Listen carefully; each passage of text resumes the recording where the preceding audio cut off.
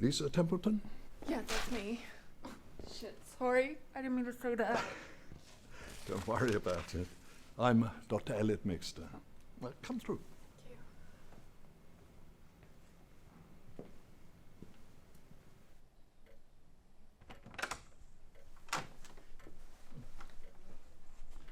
you. Take a seat.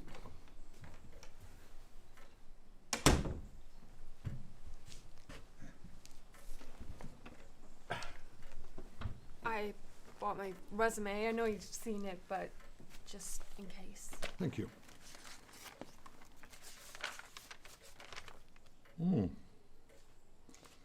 I see you've had a lot of experience cleaning private homes. Yeah, I've done lots of those. Well, an institution such as this one is a very different proposition. It's okay. I've cleaned schools and other large areas before, so I'm used to it. Yes, I've seen that. When I say a different proposition, I mean in terms of the sensitivity of what we do here. Of course. You would mainly be working nights at a time when patients are on lockdown, but many of our patients here have psychological disturbances, so you may find situations where you have to clean up things that you may not be used to cleaning up, if you know what I'm saying. I understand, yeah. Would that bother you? No, not at all. I have some experience. My mother got very ill and I had to take care of her in every aspect of her lifestyle. So, I had to learn very quickly and it became routine, so. How is your mother now? Well, she passed away. Oh, I'm sorry to hear that. So, it's important to me that everyone who works here, whether they're a psychiatrist, an orderly, or a cleaner, fully understands what our mission statement at this hospital is. Okay. High Hopes was built only 2 years ago, and as an institution we have been running for just over a year now, so we're still building our reputation. But I am very clear what I want that reputation to be. That's why I've invested my own money into this institution. We may only just be starting out, but we have a long-term ambition to make this institution one of the foremost centers for mental health treatment in the country. So what I require from everyone who works here, in whatever capacity, is that they are sensitive to the needs of our patients. Unlike some institutions, here the welfare of our patients comes first. I admire that, I really do. And if I had this job, I wouldn't let you down. I'm sure you wouldn't. Oh my god, I'm so sorry. I'm sorry. It's quite all right. Please sit down, I can manage. I'm really sorry.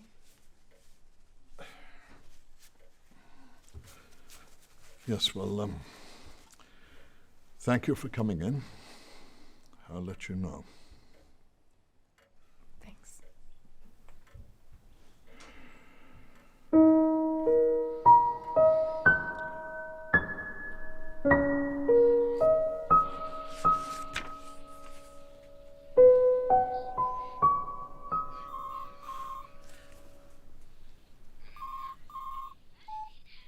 Hello. Hey, hon. Hey, Nancy. How would things go today? It was a total fucking disaster. Oh, I'm sure you're just being silly, hon. I know whenever I go to interviews, I always leave thinking it's gone really badly. I'm sure it went better than you thought. I sneezed on the head of the institution. You what? Sneezed on him. It was one of those sneezes that just kind of creeps up on you, and before you know it, he's covered in my snot. God, I am so sorry, hon. No, it's okay. I know you want to.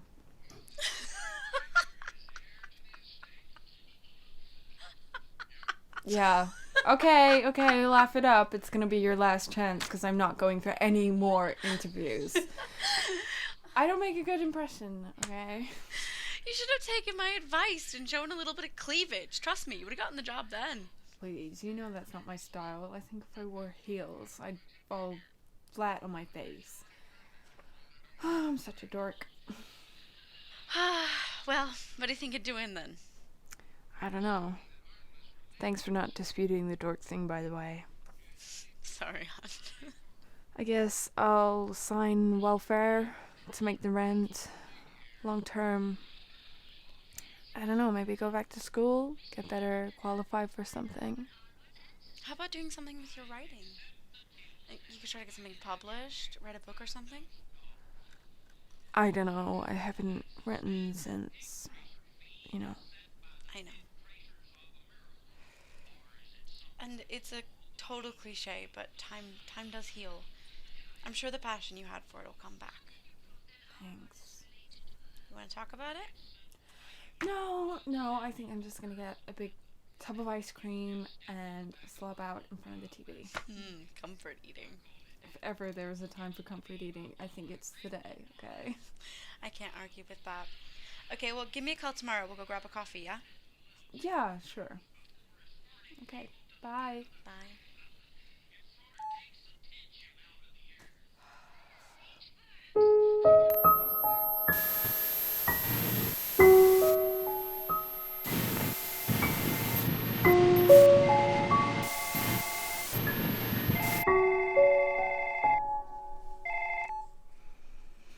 Hello.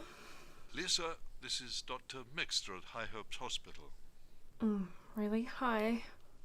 I'm just calling to say it was great to meet you today, and I'd like to offer you the job. Are you there? Is this a joke or something? No joke.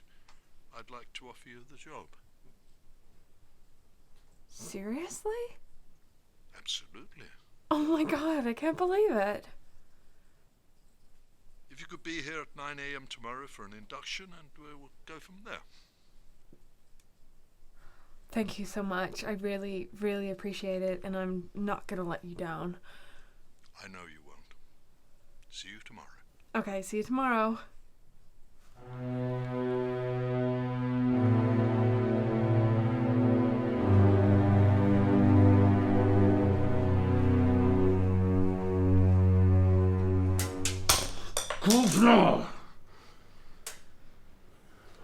Can I help you? I'm here for the cleaning induction. Dr. Mixter said you'd be coming. I'm Daly. We'll be working together. Cool.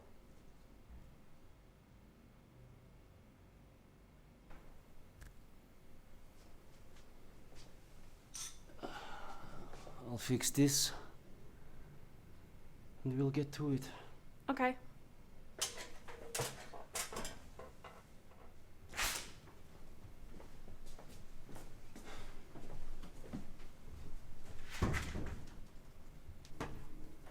This is the storage cupboard. Everything you'll need for each task is here. Each shelf is labeled. Now, the most obvious task we have is vacuuming. This is our vacuum here. It's straightforward. You'll be surprised that although it's powerful, it's very quiet because we're working when everyone's in bed, so obviously we don't want to wake them up. It has a telescopic suction tube and a 6-stage filter system, so a lot more powerful than you may be used to. Okay. The mop and bucket is here. We usually use standard bleach to mix with the water, so again, that's straightforward. But there is this specialist stain remover you must use if there are any stains on the floor or carpet. It must be sprayed and left aside for 20 minutes before scrubbing or mopping. But be careful, it's quite powerful, so wash your hands after you use it. Okay. One of the worst parts of the job is we have to remove chewing gum from lots of surfaces. You know, they don't just stick it under the table, it ends up everywhere. That's so gross. Yes, I think a lot of the time it's the staff doing it, not the patients. But we have this gum guard, which is a bit complicated, but it's easier than just scraping the gum. And the steam is superheated to 180 degrees and delivered at 7.0 bar pressure. You know, it can produce 115 liters of superheated steam per minute. Do you mind if I watch you use it? Just so I don't put holes in the furniture or No myself. problem, no problem. Now here we come to the most dangerous chemical we have. This is concrete cleaner, very toxic stuff. So you have to wear the face mask and gloves we have here, okay? This is for cleaning and descaling brick, stone, concrete, and for metal derusting. For concrete, mix it 1 to 4 parts water. Brush or spray it on with the equipment here, then leave the set for 5 to 10 minutes. But for those stubborn son of a bitch marks, use this neat. Okay. Now, don't worry if it's a lot to take in. You'll mostly be mopping and hoovering in your first few weeks. That's fine by me. Any questions? No, I think that's all good. Okay, follow me.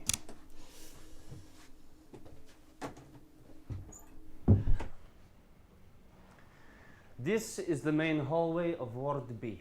One of 2 wards you'll be responsible for cleaning each evening. Essentially, the main duties will be emptying the bins, vacuuming the carpeted areas, and mopping the hallways. The patients in here are category B. They're mainly people who've had nervous breakdowns and those who are catatonic. They're harmless, like Mrs. Hardesty here.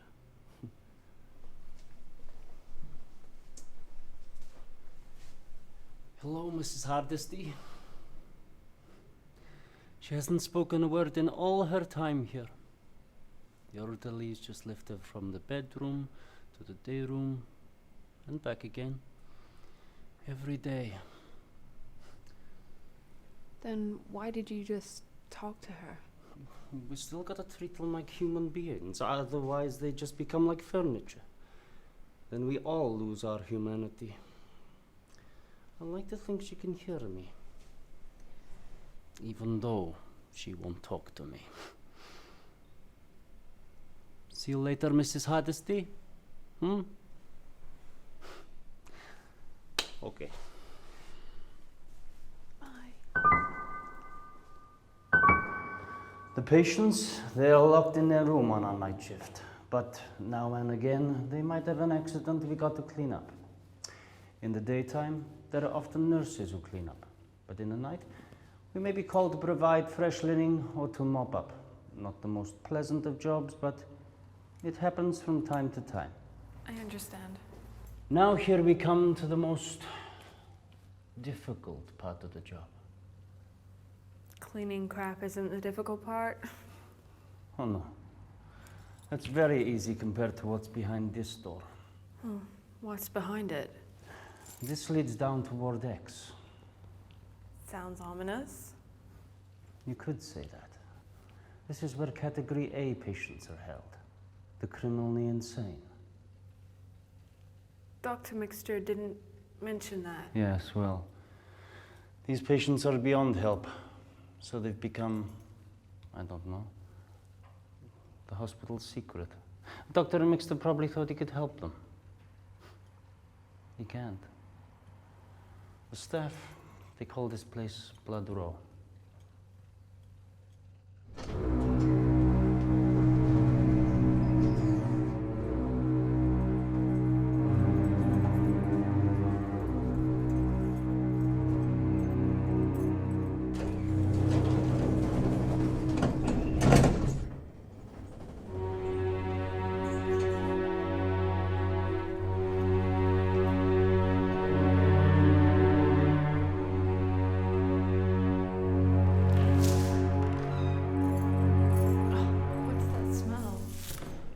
It always hangs in the air. No matter how much we bleach the floor, there is always that smell of death. Are the patients dangerous? Yes, don't worry about it. You never have to interact directly or anything like that. You'll just be mopping the hallway and dusting.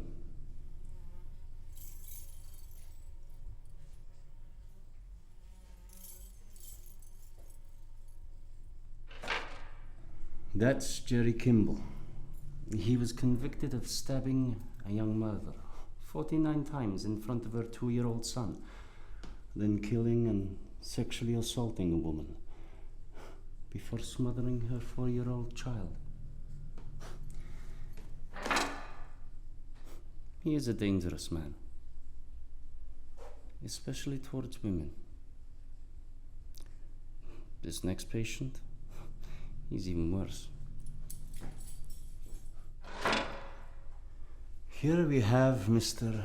Dennis Palmer, also known as the Long Island Cannibal. He was abused as a child, So his targets were always pedophiles and rapists. He'd track them down and torture them. He'd eat parts of their body while they were still alive. That's horrible. The most horrible thing is that a lot of the public thought that, well, he was the hero. Fancy that, huh? Sadie Krimwinkel. What's her deal? She was a member of a witchcraft cult. They kidnapped 6 people for a demonic ritual. 5 were killed, but 1 got away and led police to the cult. She turned their trial into a circus, talking about lots of crazy stuff.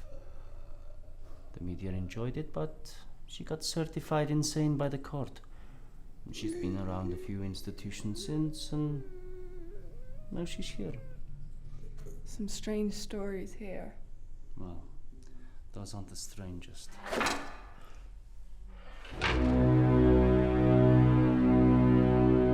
This is our resident, John. Sometimes we have people with amnesia.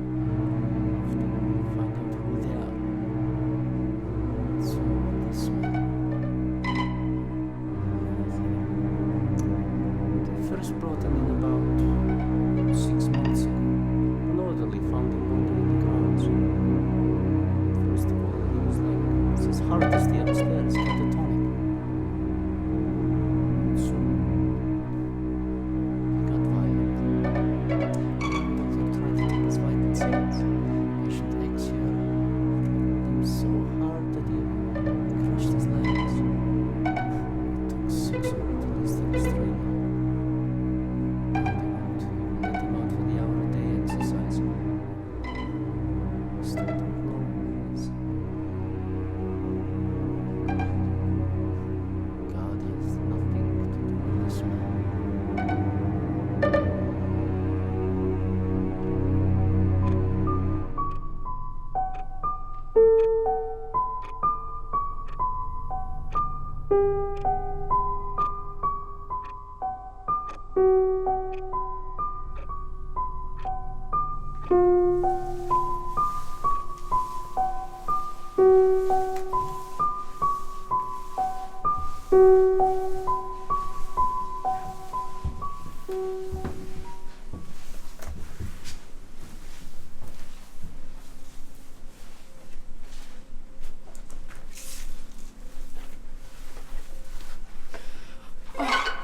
God, you scared me.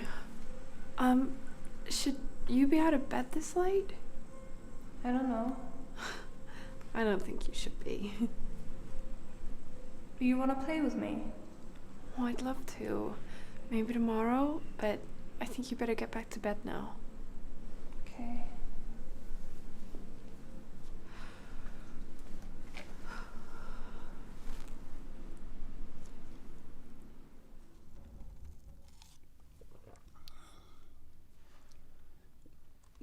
Did you change the garbage in the day room? Yeah. Good. I've got a light bulb to change upstairs soon, in room 12. We're making good time. Cool. You know, it's funny. I didn't think I'd get this job. The interview didn't go that well. And Dr. Mixter said you were the only person he interviewed for the job. Really? Yeah. I'm sure he felt you were right for the job and didn't need to interview anyone else. Cool. Nice tattoos. Yeah. I forget I have them sometimes. What does the big one mean? Well, it represents a lot of wrong turns in my younger years. Like what? Like it's none of your fucking business. I didn't mean to pry. It's okay. Let's just say the past is better left there, huh? Fair enough. So, how's the first night for you? Good. I saw the girl. She's about 13. I told her to go back to bed. I guess you don't lock kids up at night, right? You sure you saw a young girl of that age? Yeah. Dark hair, no older than 13. Okay. What? Well, there are no children of that age here. What? In fact, there are no children of any age in this place. I think our youngest patient is about 20? You're kidding, right? No, I'm serious. Well, who did I see in the hall? You sure you saw a young girl of that age? I'm positive.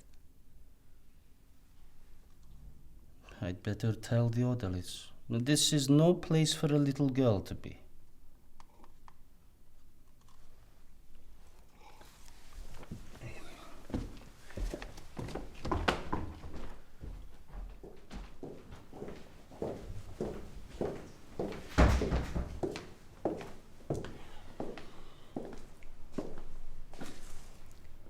Did you find her? No. So, you're the one that saw the little girl, huh?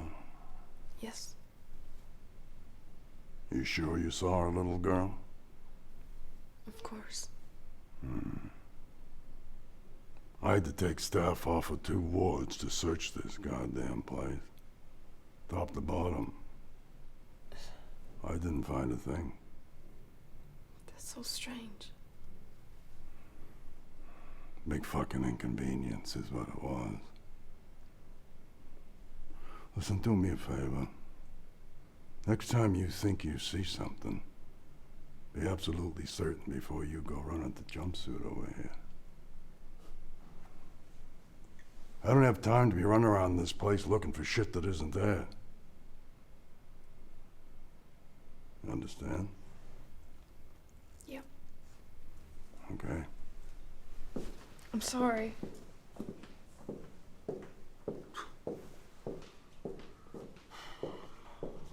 Don't worry about it. Better safe than sorry, huh?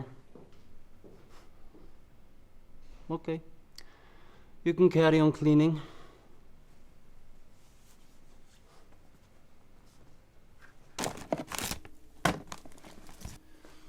Lisa, can you do me a favor?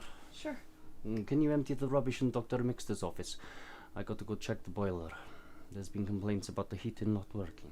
Yeah, no problem. Thanks.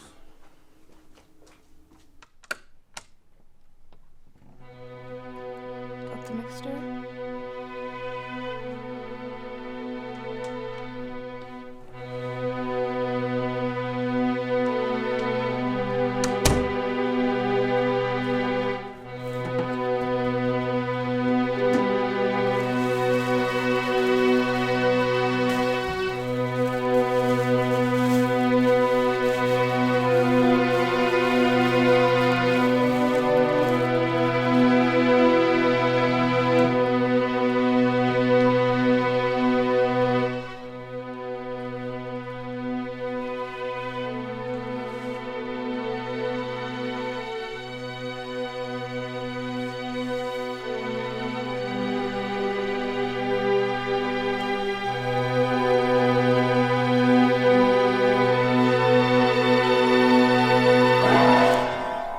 Doing in here?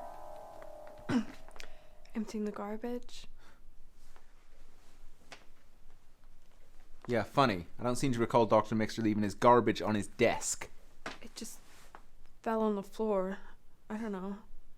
Yeah, well, you know I'm going to have to report this. What? Come on, I didn't see anything. Hey, out of my hands, new girl.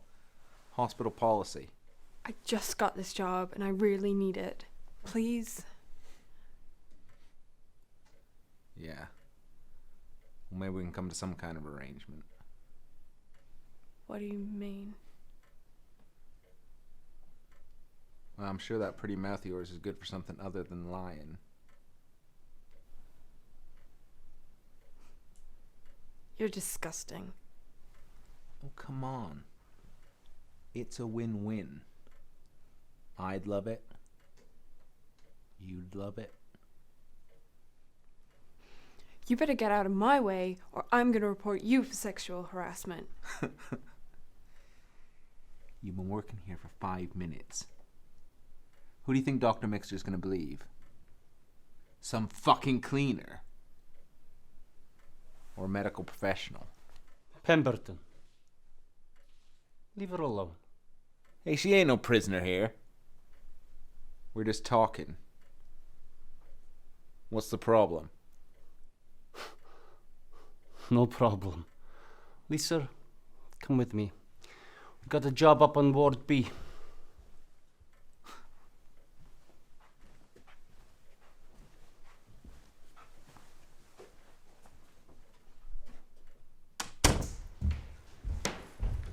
Are you okay?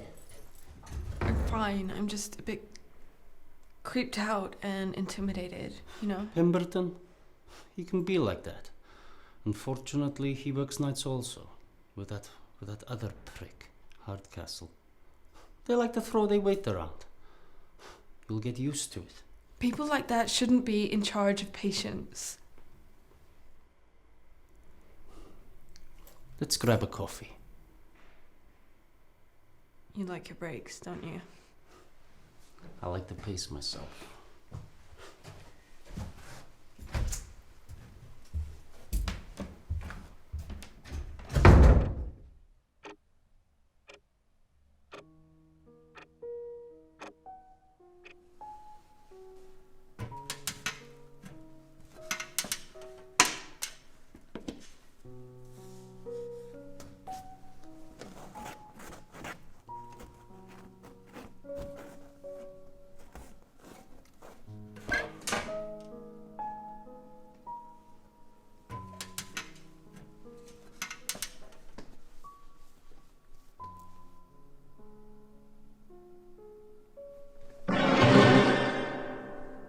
Mrs. Hardesty, what are you doing out of bed? Oh, I forgot, you don't talk. Stay there, I'm gonna go and get an orderly. You are going to die in here.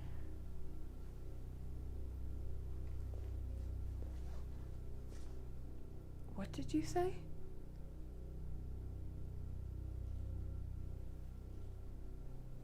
I'm gonna get an orderly. Like that one. Well, look who it is, Miss Sexual Harassment. Bite me. Hey, what are you laughing at? This one's got a big mouth.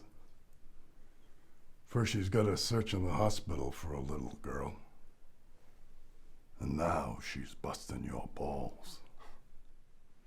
I don't want any trouble. I just came to tell you there's a patient out of their room on Ward B. Hey, you won't get any trouble from me, honey. I'm a professional. Unlike this useless bag of bones over here. Yeah, whatever.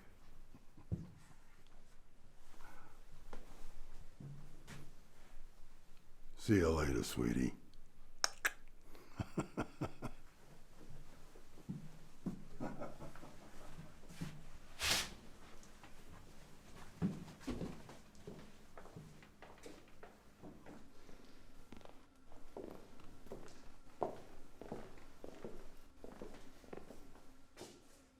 So where's this patient you saw? She was right here. Who? Mrs. Hardesty. Mrs. Hardesty. Yeah, she even spoke to me. Mrs. Hardesty was just here and she spoke to you. Yes. Look, I know she's catatonic, but she spoke to me, okay? Catatonic ain't the strange thing, sweetheart. What do you mean? Mrs. Hardesty died this morning. But I could have sworn. Why don't you just get back to your cleaning, huh? Lay off the crack pipe. Okay, honey bunny?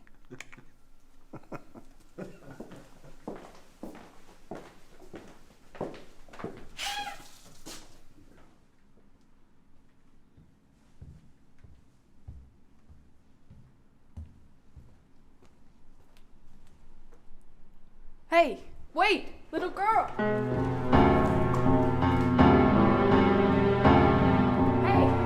don't go down there!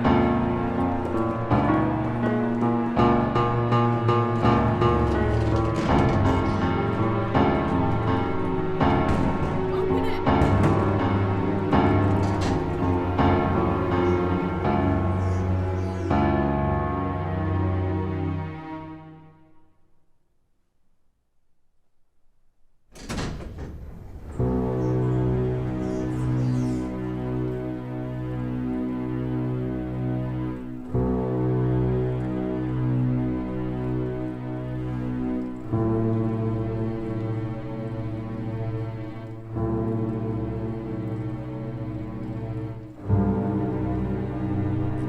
Little girl?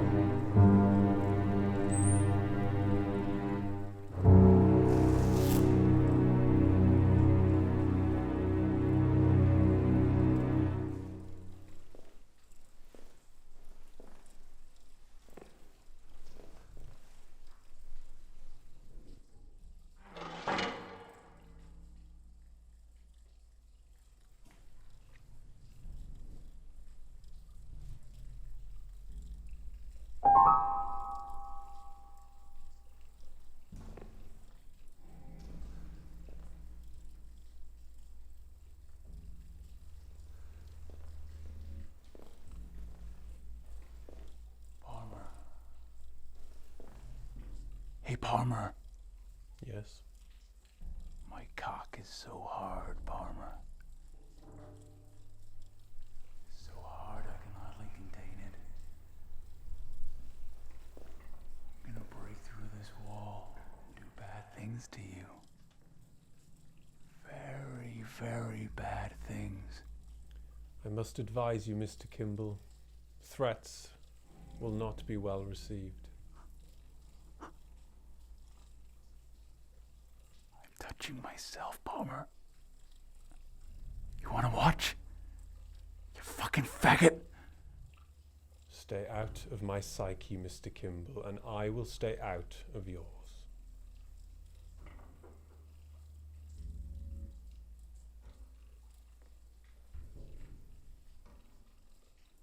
Right there, girlie. That's my pussy.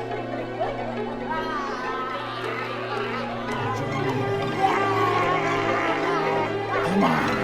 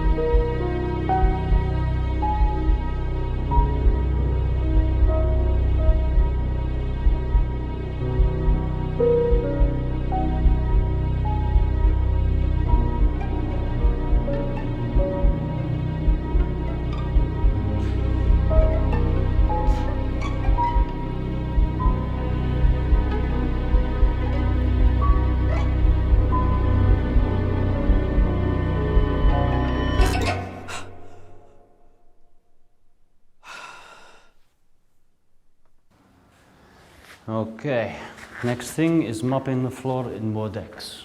Couldn't you do that, maybe? Why? What's the matter? It's just, I'm not feeling well, and I was just wondering if I could take a break.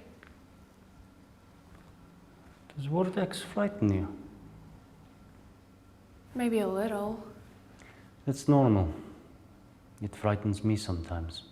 But I have to go up to a patient's room in Ward A. Apparently, they've had a little accident. Surely you wouldn't prefer to clean that up? Maybe not. I know Ward X is a scary place, but you'll get used to it. It's just, I can hear them talking through the doors and it's kind of unnerving. I know. I hear that too when I'm down there. But don't worry. Once you get used to it, things will get a lot easier.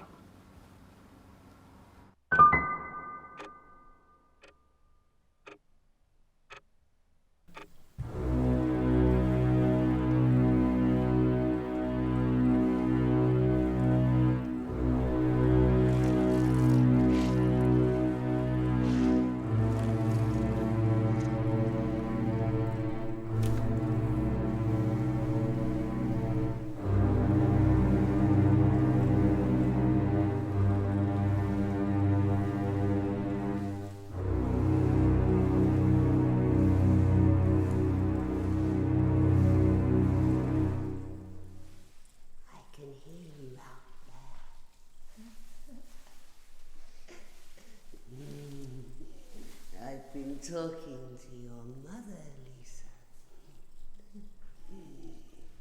She's here with me, Lisa. She's told me all about you. I know you're out there, Lisa. Talk to me. What do you want me to say? Perhaps you can tell me about the summer trips to Key West with your mother. Those were your favorite memories of your mother.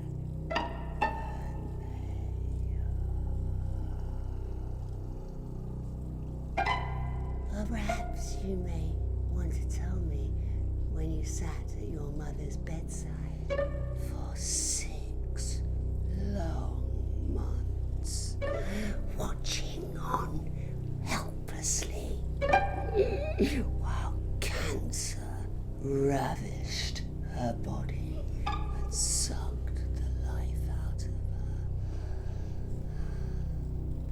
her. How do you know all of this? Because your mother is speaking to me.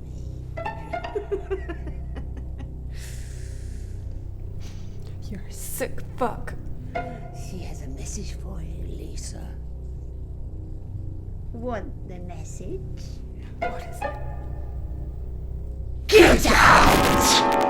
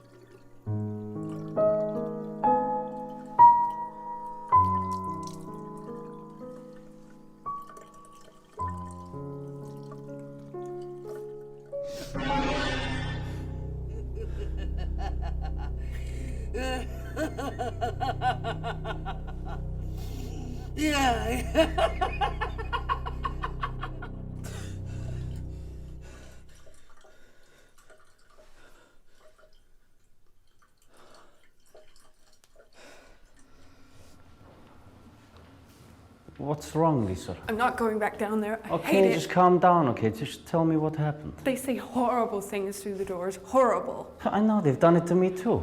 Yeah, but Sadie, she says things she couldn't even know about me. Like what? Like... Oh, God. I sound crazy, don't I? No. This place just gets under your skin sometimes.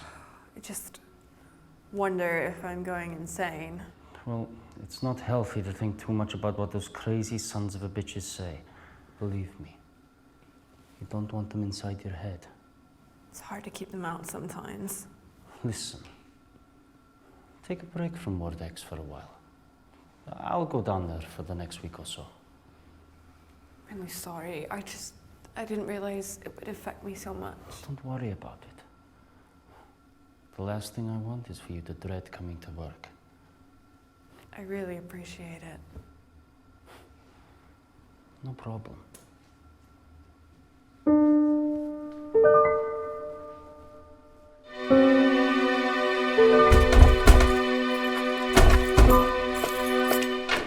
What's all the fucking racket, Palmer? I'm sorry to bother you, Mr. Pemberton, but I wondered if it would be possible to get some medical attention.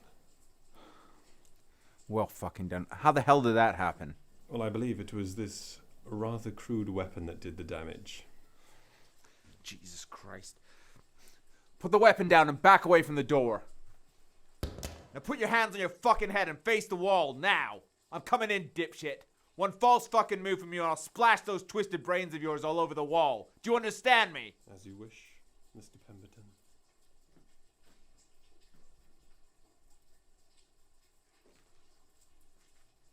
Now don't fucking move.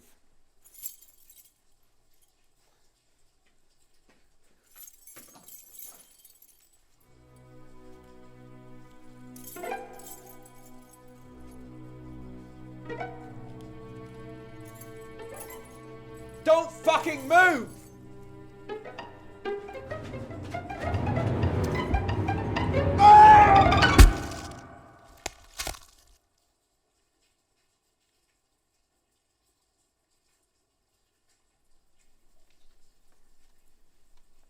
Terribly sorry about this, Mr. Pemberton.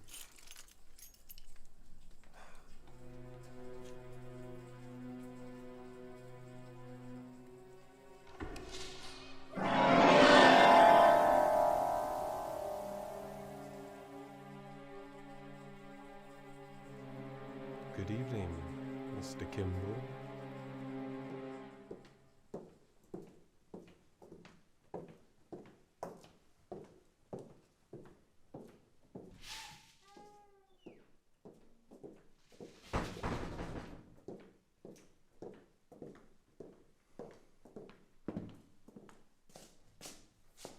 Pemberton!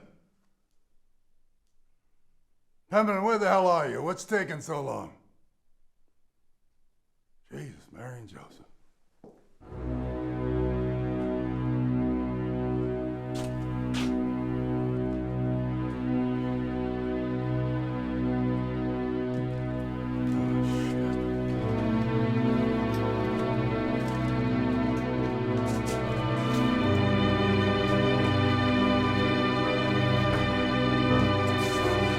We've got a major code 6 in Ward X.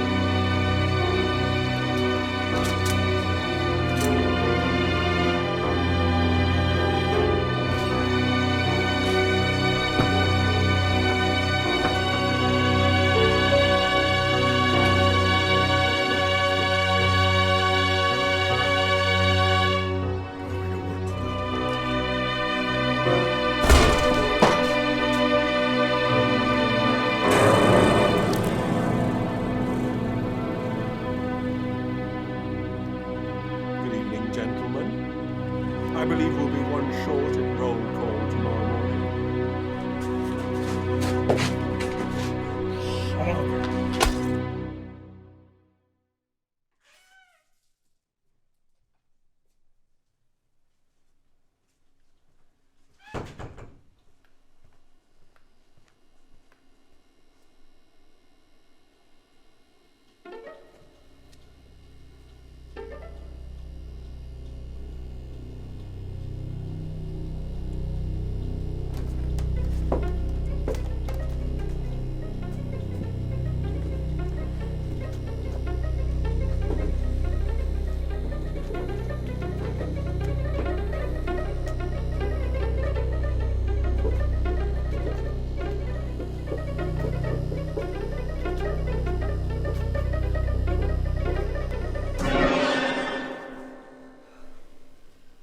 What the fuck are you looking at?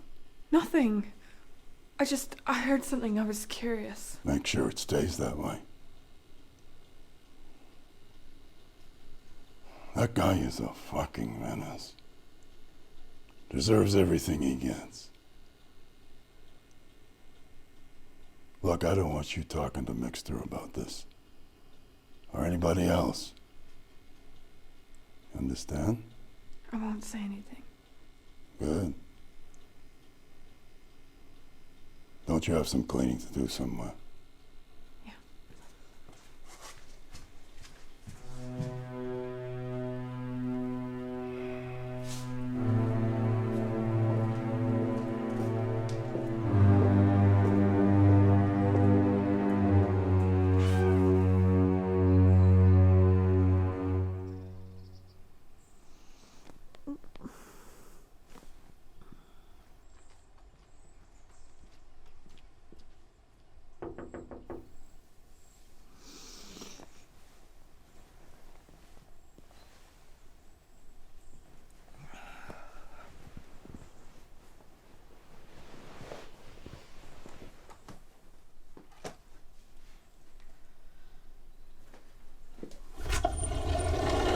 Hey. God, hon, you look like shit. Oh, thanks. And come in.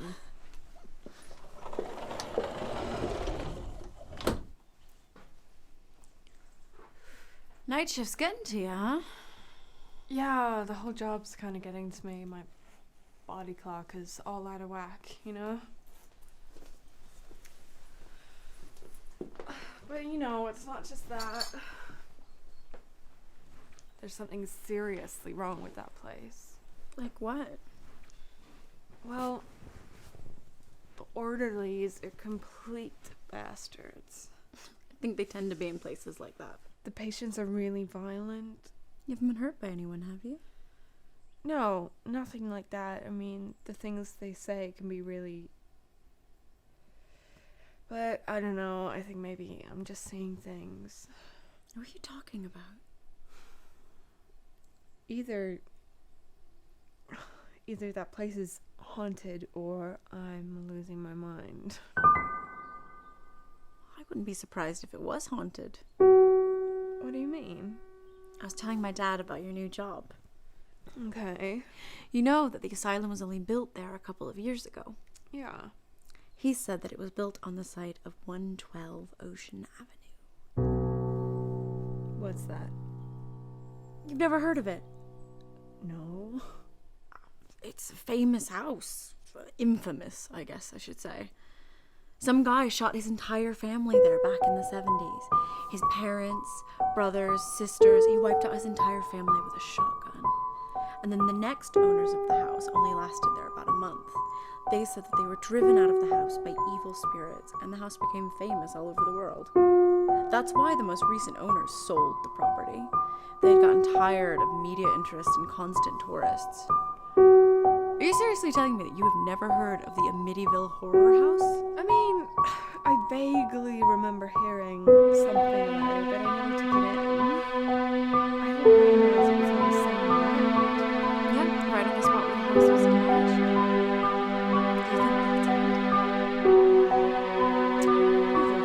that's it? Either that or Perhaps all those stories about the hauntings of the house are true. Maybe the house is gone, but the spirits have stuck around. Do you believe in ghosts? I've never seen one, but I like to think of myself as open-minded. So you say something I believe. So what are you gonna do? Are you gonna quit? Part of me thinks I should. There's a lot about that place that frightens me, but I think I've, seen too much. If I were you, I would quit. There's no point working somewhere that frightens you. Well, there is if you need the money. And I just think now that I should find out more and just get to the bottom of things. Maybe you are crazy. Yeah, maybe a bit crazy. Hair's a bit crazy. Oh, God.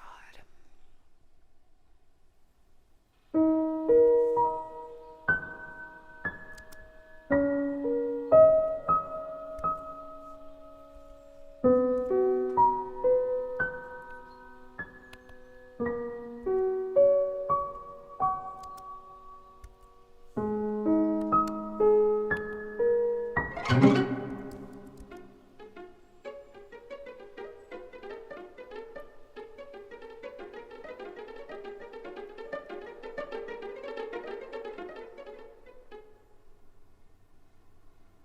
you know the history of this place? Well, there's not much history. We've only been open, what, a couple of years? No, the history of the land. You mean what was on the land before the hospital? Yeah. Oh, I know a bit about that. 112 Oceans Avenue. The old Amityville haunted house. Well, I don't know about it being haunted, but I know about that kid. The kid that killed his family. That's true. I only heard about it from a friend recently. Really? It's a famous case. Why didn't you ever tell me? Well, you seemed spooked already, and, well, I didn't want to make it worse. You know why I'm spooked? Yeah, because of those patients on Ward X, yeah? It's not just that, Delaney. I think... You've seen something. Remember the girl that I saw in the hall? I know who she is. She's the daughter of the DeFeo family. She got killed. Have you ever seen her? No. Honestly? To be honest, Lisa, I don't believe in all that ghost stuff. Well, I wasn't a huge believer either, but, you know, I know what I've seen. Look, I believe you've seen something. Some people are more open to those kind of things, but me, well, I'm closed off to all that. Well, what do you believe in? Do you believe in a god? Serious questions tonight, Lisa. I'm just curious. But why do you ask? I've been thinking. You know, how much evil can exist in a world that's supposed to be guarded by a loving God? Look, I don't believe that God is a bearded man who lives up in the sky. Nor do I believe that the devil is a demon with red horns. I believe that God and Satan are within all of us. But whether we become good or evil, well, it depends, Lisa, on which side of us we feed. What frightens me? What if there is a God, but he's not powerful enough to stop evil? Free will in the hands of a person who feeds the evil inside them. Now that's what frightens me. Dr. McStir must have known what was on this land before he built on it. Of course he did. He bought the land and ordered the demolition of the house himself. Why would he do that if he knew the history? Well, he's not superstitious. He's a doctor. They don't usually believe in those things. Look, Amityville is full of local legends, going back even before the DeFeos. Like who? There's stories about the Native Americans getting slaughtered on this land many years ago. Some people, they even believed that the Indian chief possessed that kid. The kid that killed his family? Really? Yeah. I don't think that's true, though. If I've learned anything from the patients on Ward X, is that some people have a mind which works in a different way to other people. Those people who do bad things, Lisa, well, they've fed the bad inside them more than the good. It's not possession. It's sickness. Sickness of the soul. I don't know what to believe anymore. Just don't let your imagination run away with you, Lisa. Look, you're a person who feeds the good within you. Don't let this place feed the evil. Okay? Yeah, okay.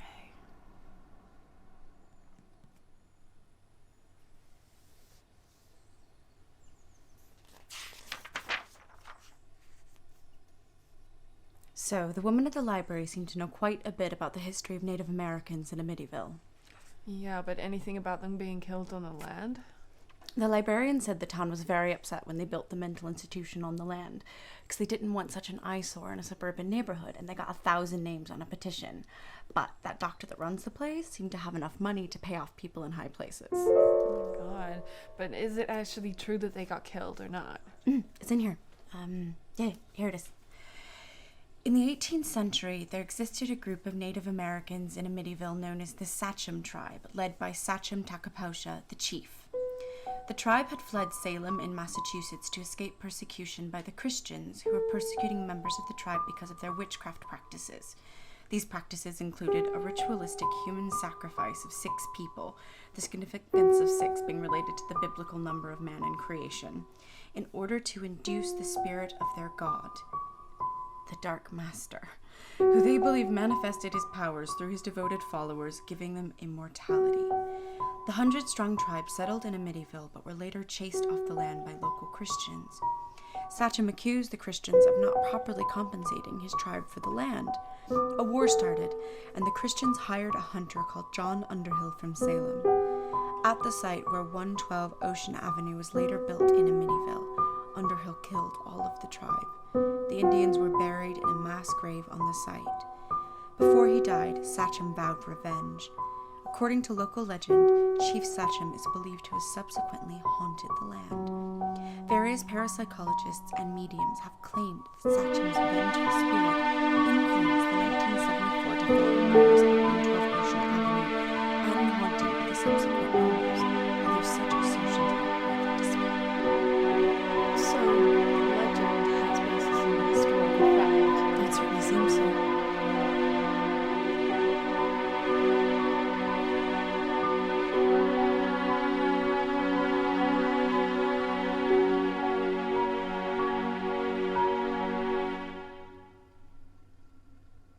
You told me the other night that evil is within us all. Isn't it possible that people can be influenced by evil outside of themselves? Are you still thinking about this? Yeah, I am. I worry that you're thinking too much. This place is getting to you. It's getting to me because something sinister is going on. Not just the patients in Ward X.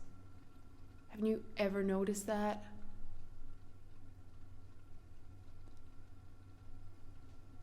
I might have noticed something. Yeah, well, why have you never said anything or done anything? It's like the honeybee. What does that mean? The honeybee, he's fine when he's flying from flower to flower.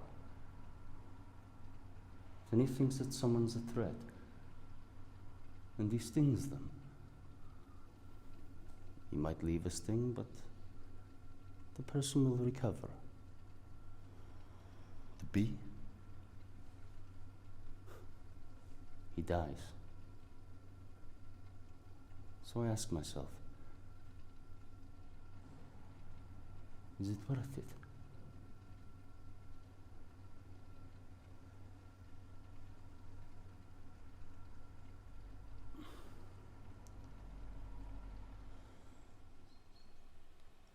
Check out this article. What's it say? The Sachem tribe was a tribe of Native American origin that existed in the 18th century. They fled Massachusetts and settled in Amityville, where they were eventually murdered over a land dispute. The tribe was renowned for practices in line with witchcraft and worshipped a god called the Dark Master. In 2009, it emerged that a modern cult incarnation of the tribe existed. They've adopted the traditional beliefs of the Sachem tribe, but the modern followers are not required to be of Native American origin. Click that link at the bottom. This one? Yeah. Our time is at hand. On November the 13th, 2013, 6 souls will be sacrificed so that the Dark Master's devoted followers may be blessed with immortality. As non-believers perish on Doomsday, the Master's loyal subjects shall live on and be bestowed with great power and responsibility for the direction of the new world. What is this shit? Click on the calendar.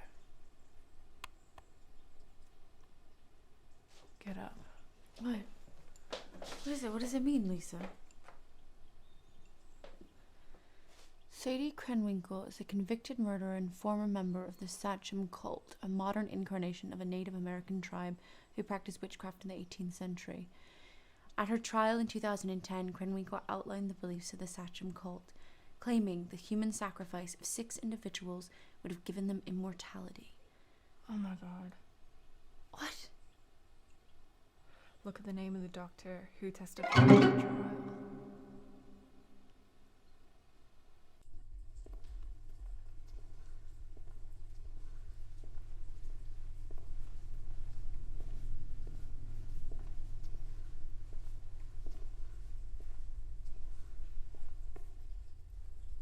Sadie?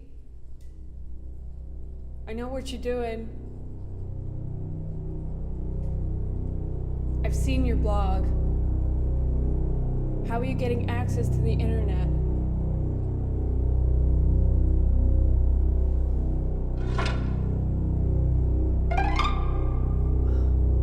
You allowed all that stuff in your cell, huh? The Dark Master is near. It's too late to stop now. Tonight will behold a great becoming. What are you planning? You planning a sacrifice?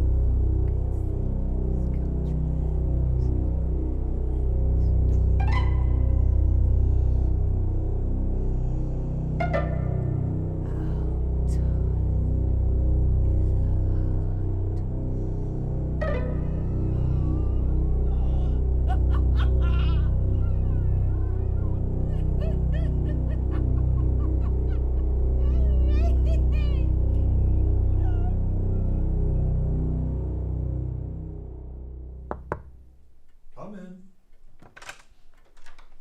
Hi, Dr. Mixter. Hello, Lisa. What can I do for you? I was just wondering if I could talk to you about something. It's quite important. Yes, of course. Come in.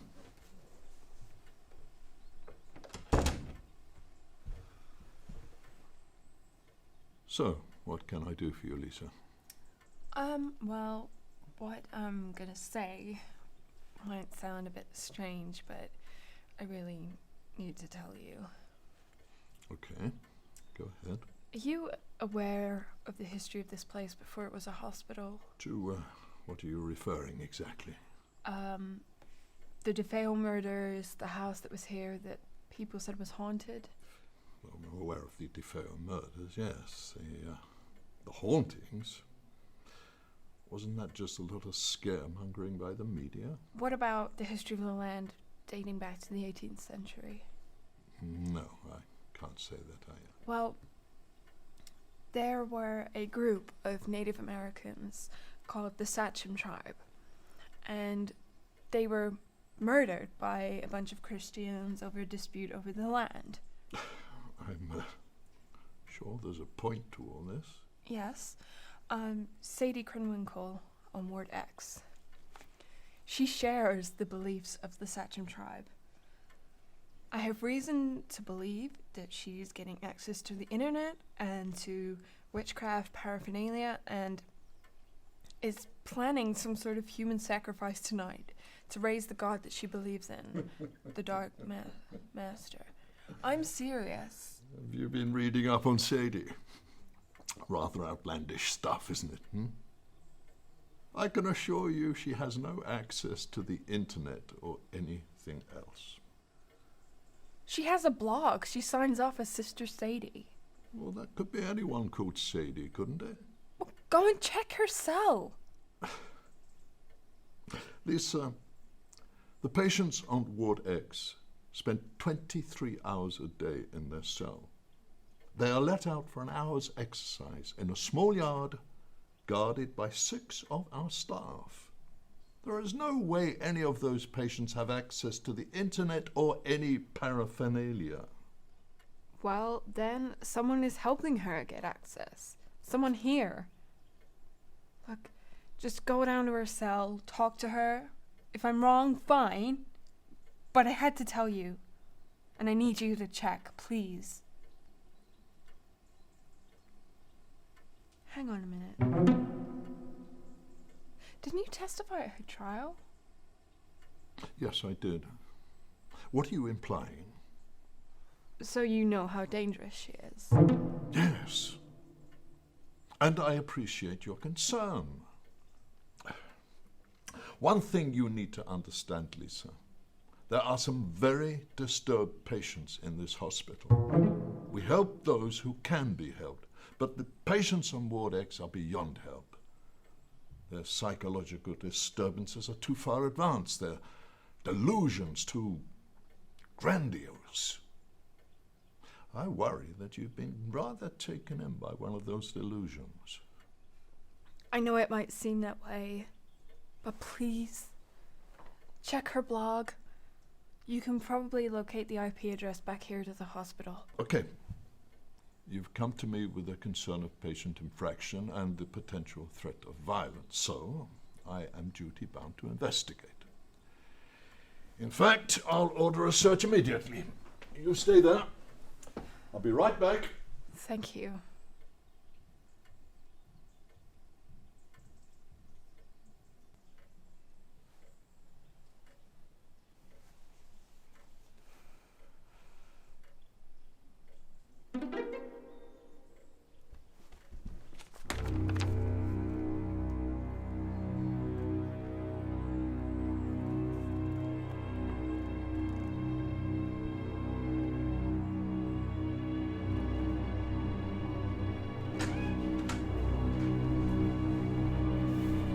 What the hell are you doing?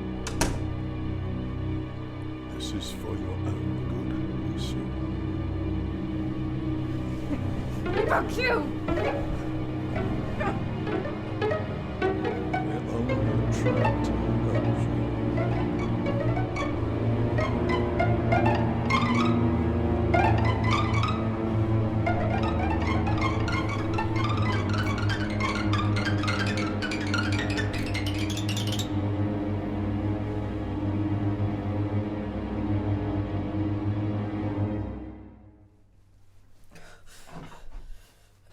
Let me out of here, you sick fuck. Now let's talk calmly, Lisa. Otherwise you will be sedated again. Why are you doing this? You're having paranoid delusions. I'm also aware you've been having disturbing visions. I'm not having delusions. I know what I've seen. You think you know. The human brain is a powerful thing, Lisa, and I'm sure you do believe what you've seen. But it's all in your mind. It's not reality. You are a very sick girl and you need treatment. You do this to all your staff, huh? Every time someone speaks up, they get fucking committed? Staff? You were never staff here, Lisa. You're a patient here. You've always been a patient here. You're lying. I know who I am. I'm afraid not, my dear. You've always been with us here, initially as an outpatient, but now I feel it's time for you to become a full-time resident.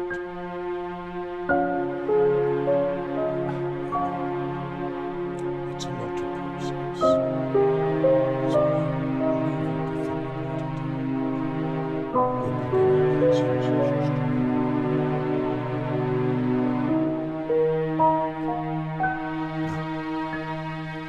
We'll begin our consultations.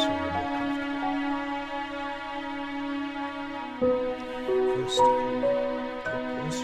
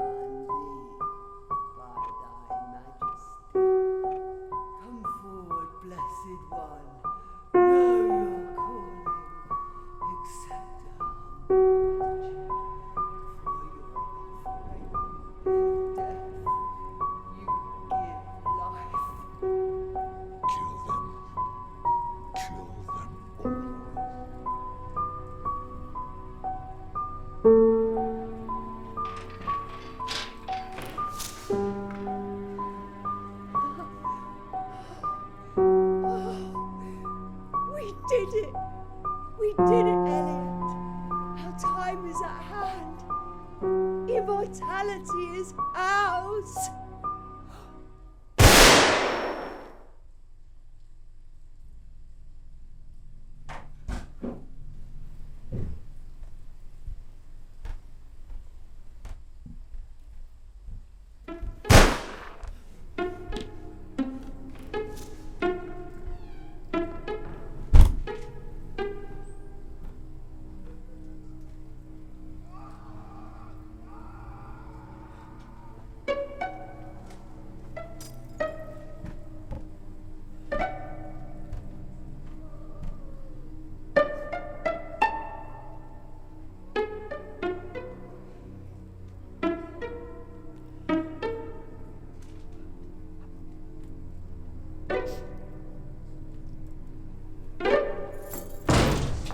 Lisa.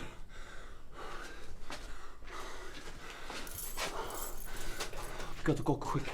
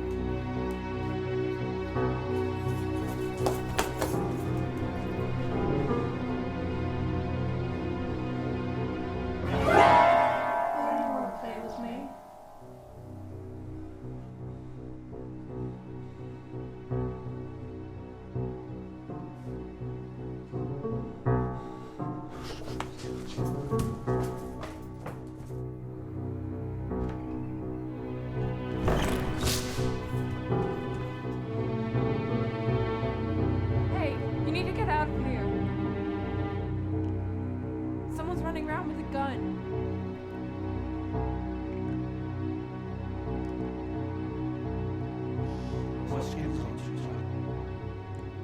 What?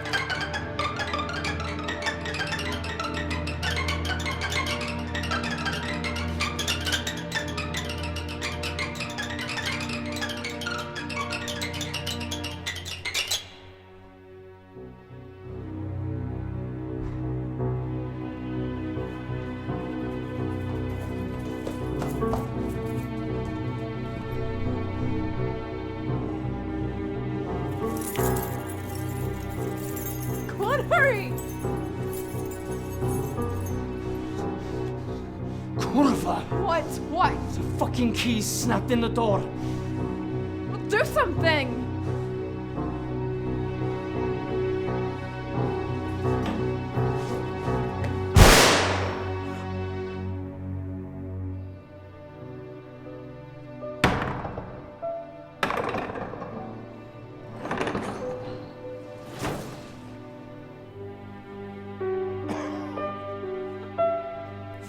It's okay.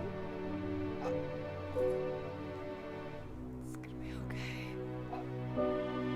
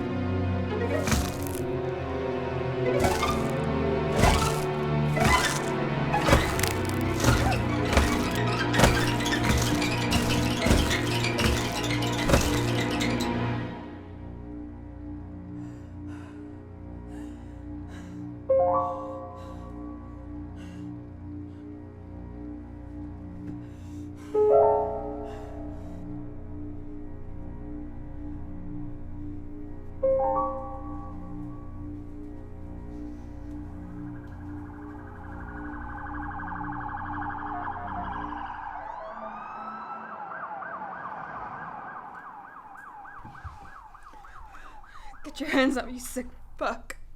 I see we've dispensed with the usual pleasantries. Come in, Lisa. You gonna tell me that I'm the crazy one, huh? That it's all in my head? Huh?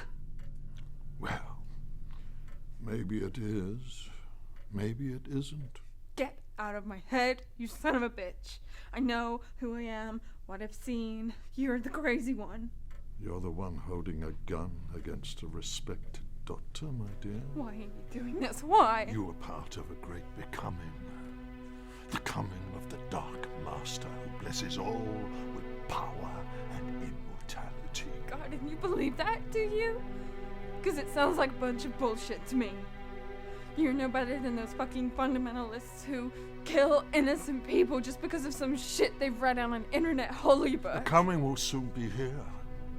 Just one more sacrifice is all we need. Well then, how about I blow your fucking head off? The fuck are you laughing at?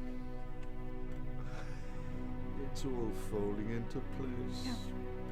The cops are coming here. I'm gonna tell them everything about your sick, twisted plan.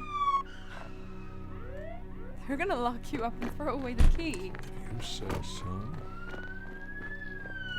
Tell me, Lisa, how does it feel to know your mother is burning in hell? Shut up about my mother. You don't know anything about her. I know that you sometimes wonder why you don't cry enough for her. I know that you feel guilty for not doing more for her when she was alive. For getting on with your life and forgetting about her. I haven't forgotten about her. Let's face it, Lisa, you never cared about your mother. You never cared about anyone but yourself. Shut up! Shut up! She is burning in hell knowing that you didn't care.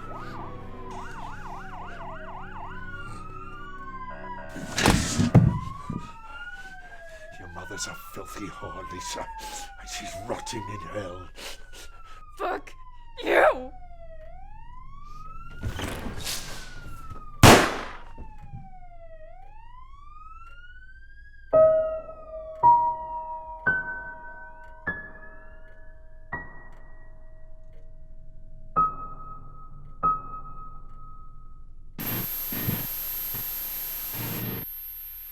Thanks, Victoria. A year ago, he was a survivor of the mass murder of High Hopes Hospital, where cleaner Lisa Templeton ran amok with a rifle, claiming 6 lives and injuring many others. Dr. Elliot Mixter has written a new book entitled High Hopes, Broken Dreams, which gives us an account of that fateful night, as well as a background into the mind of the murderer. Dr. Mixter, good morning. Good morning, Catherine. How are you? Very well, thank you. So, Doctor, could you tell us a little more about the book? Well, it features a blow-by-blow account of the evening. Obviously, it was a very harrowing experience, and it's been rather therapeutic for me to put down those feelings about what happened in writing. And how has this affected the hospital? Well, we were all left very numb for a long time, and I know certain people in the town felt we should close the institution. But that never occurred to me. People are often brought closer by tragedy, and the staff and I have definitely become closer since that incident, both as colleagues and as friends. That makes for a better institution, in my opinion, and we go from strength to strength. Now, you did mention there that some people wanted the place to close. I know that originally there was some resistance to the institution opening in the first place, given that it was built on the site of the infamous house where Ronald DeFeo murdered his family in the 70s. People at the time were accused of exploiting the case for their own ends, and now you face similar criticism, especially as we heard last week that you've now sold the movie rights to your book. How do you respond to this criticism?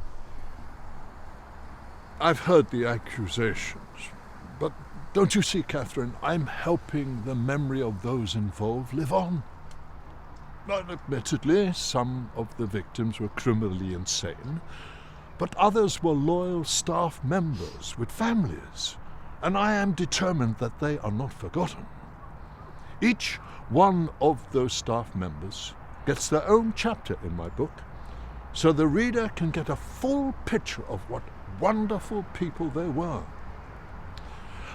I've often said that all forms of media, newspaper, books, television, the movies, are a preservation of life. Our physical bodies may die, but our images live on when we are famous. Our work and our passion are preserved. It's like our souls are preserved. Through all these forms of media, we are, in effect, immortal.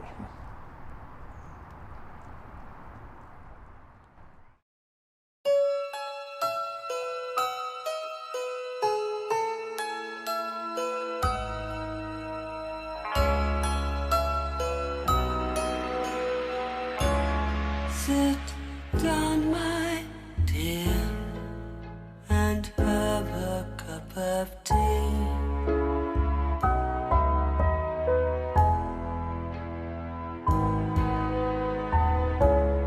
This might come as a shock. It did to me.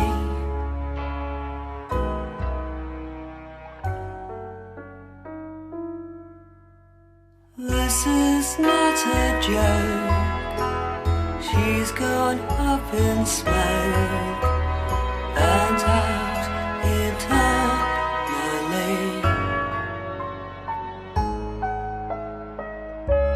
Sit down, my dear, and have a cup of tea. Right or wrong, I guess we'll never know.